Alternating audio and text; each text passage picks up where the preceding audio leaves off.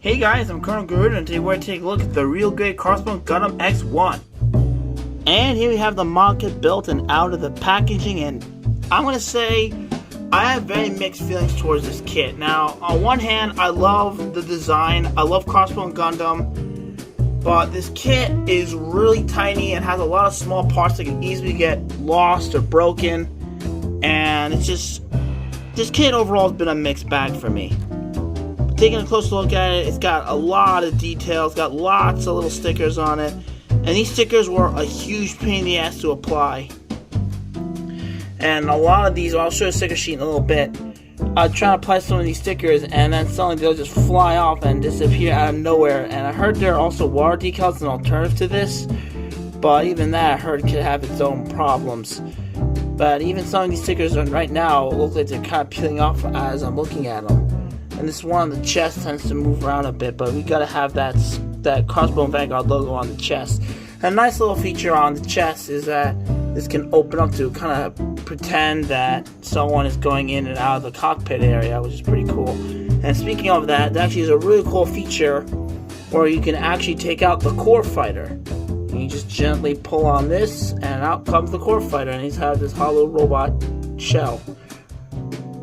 And you just flip out the nose cone, which can fall apart if you're not careful. And you just carefully move these hinges around. Let's put this out of the way. Oh, he fell. We'll get some later. It's kind of this X structure now. Unfortunately, there are some parts that didn't really stick in very well and didn't connect properly, so I had to use some super glue for it to go in. That's why it looks a little funny, but you just gently move it around and adjust it so it looks more straight. Make it straight and adjust it.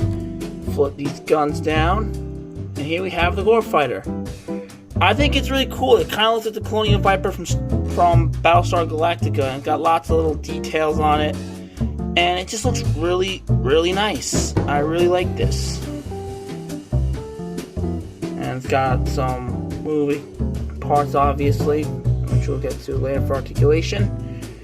And to put it back in, you just fold back the nose cone, flip these up, take the Gundam, stick it out, line up properly, and just, it's kind of stressful doing this sometimes because you feel like you're going to break something, because these kits aren't the most durable things on the planet. And you just bring this up and around, and there you go.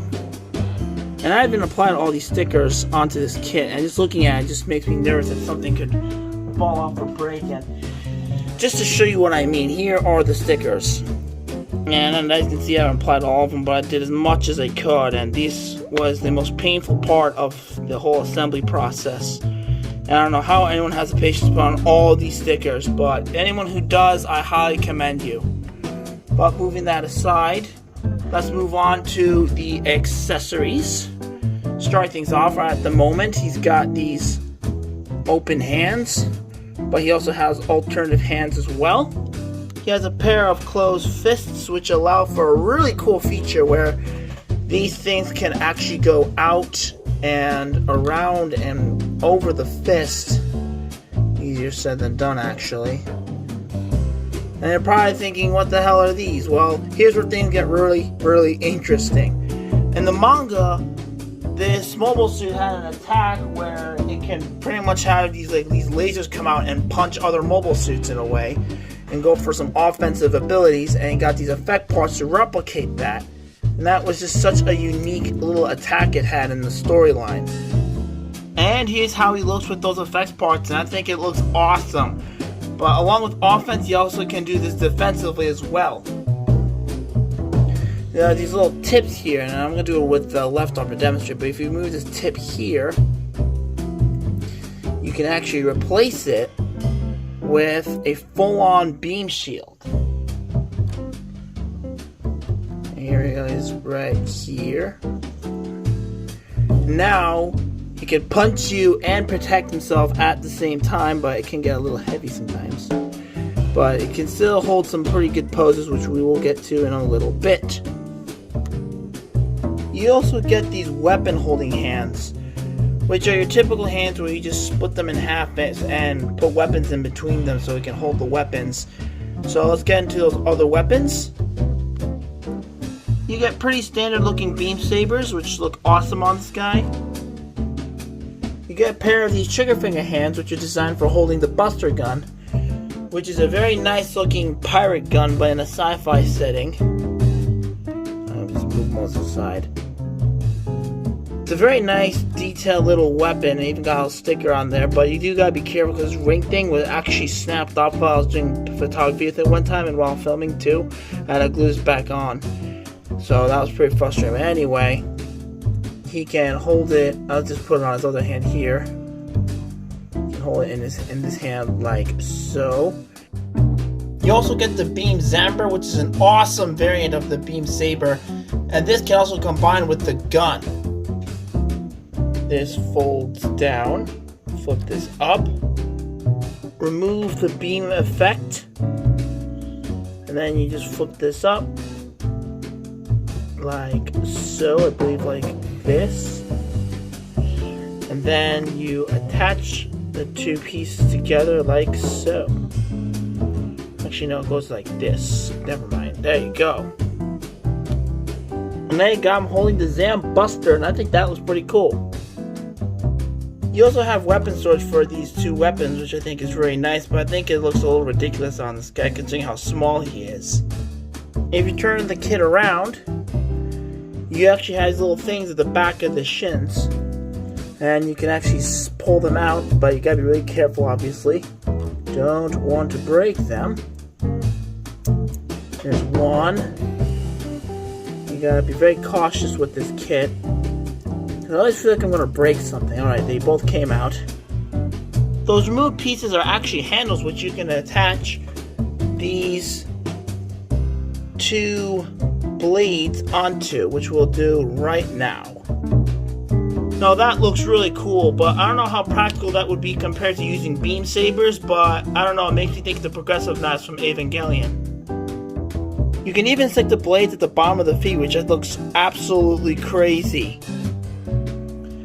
Now the front skirts can actually be removed, and they have a little awesome secret. You see if I can just do it carefully. Okay, just do it like that. I'm gonna do both of them because they both can do this. I think it's really cool.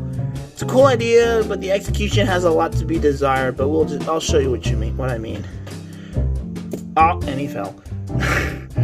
Basically, you open these up, and you got these claws, and the same thing can happen here. And what you can do now is that you get these chain effects, which you stick onto like so. Let's do it onto the other one as well. Alright, like this. And now when you take the Gundam and you just stick these on, it goes on like that. Now you can do this, which I think is absolutely cool on paper, but these chains aren't posable or anything.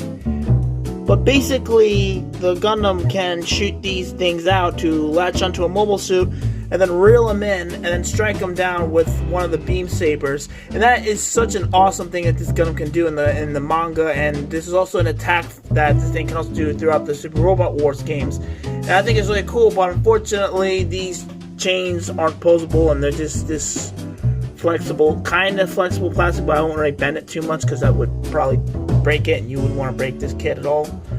But it's a cool idea, but not really executed the best on this model kit.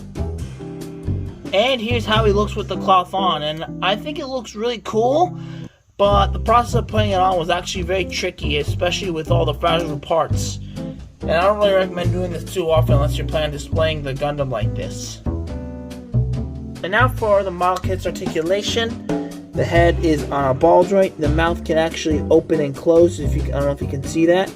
The arms rotate, but that X in the structure, X structure kind of blocks it a little. Arm goes out pretty far. Actually, not that far because of the way this is designed, but you can raise that and go a little further out. You got a double bend at the arms. The hands are on ball joints. all these stuff on the back. These are each are on ball joints, and you got these little thrusters which can go down. You got a a waist swivel, an ab crunch, and the leg can spread out pretty far. You got a double bend at the knee, which also this mechanism also moves as you bend the knee, which I think is pretty cool. You also have a thigh swivel, and you got quite a bit of articulation at the toe and ankle pivot, and I think it's really nice. You got a lot of good posing options on this kit. And for one quick size comparison, here it is next to the High Grade Gundam Revive, and yeah, this kit is really tiny. I believe the canon explanation as to why the mobile suits are so small in the late Universal Centuries because that they want to make it more compact and agile to dodge lasers. But I also believe that in the real world explanation of in our world is that Bandai was like limited in the economy at the time in the 90s, so they made the kits smaller and cheaper, and that's why they made them this way. But yeah, this may be a controversial opinion, but I actually like the smaller mobile suits in the later UC timeline. I don't know, it's just more interesting in my opinion. I'm sure a lot of you will disagree, but yeah, that's quite a big size difference. Because it's funny, because if you watch Original Gundam and all the way up to like let's say F91, like you get bigger, and suddenly you could go like really tiny like this guy. So it's really weird, but I actually like the smaller mobile suits. It's just I prefer more compact mech designs. It's just more simpler that way. Well, there you go. Overall, this kit is really tiny but packed with detail, but because it's so small and it's a real grade, it comes with so many tiny little parts that you can easily lose, including a bunch of tiny little stickers that have disappeared as I tried putting them on, and it just made the build really frustrating for me, and that was really killed the enjoyment for me out of this kit. But once I finished building it, it was, for the most part, a very fun, solid kit.